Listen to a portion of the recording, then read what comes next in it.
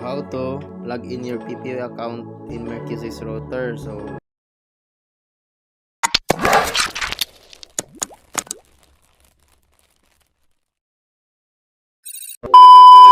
how to log in your PPOE account in Mercusys router. So first, lagyan nyo ng power yung router, then hanap kayo panusok kasi kailangan natin i-hard reset yung router. So count lang kayo na mga 20, then after nyan lalabas yung SSID nya na default. So yung default SSID ng Wi-Fi, ayan, Mercusys.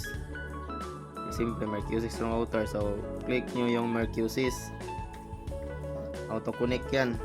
Then after nyan, go to your browser or Chrome, then type nyo yung mwlogin.net, then click proceed.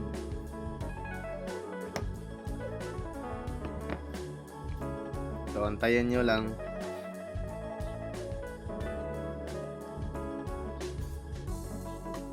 So yan, dito sa dashboard sa gateway ng Mercusys, makikita nyo dyan yung create login password. So sa create login password, lagay kayo dyan ng new password. So sa akin, admin, halimbawa lang to admin 123. So kayo nang bahala kung ano inilagay nyo, basta wag nyo lang kalimutan.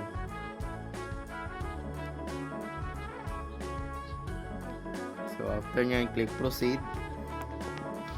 Then sa mismong dashboard talaga na Mercusys, makikita nyo dyan kung anong connection type. So yung PPOE kasi yung ilagin natin. So ayan, PPOE. So kung client kayo, magtanong kayo sa client kung ano yung account nyo ng PPOE. So ayan. So halimbawa, ayan o, ito. Ayan, marami pa pila, static IP, dynamic, pero since na PPOE yung gamitin natin, so lagay nyo lang PPOE, lagin nyo yung account na binigay na provider nyo kung client kayo. Kung kayo mismo gumawa ng PPOE yan, yun na bahala mag-state. Sa akin,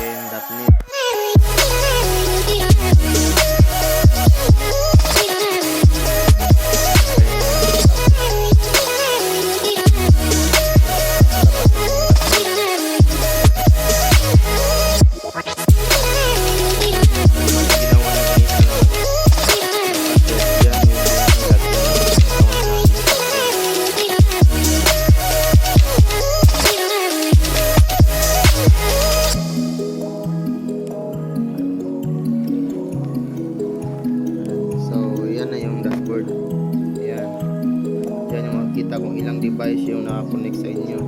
Ayan, true. Ayan, nakalagay dyan. Ito, nakalagay dyan, wireless. Tapos yung IP address. Then, kung gusto nyo palitan nyo ulit yung password, dyan na lang kayo pumunta.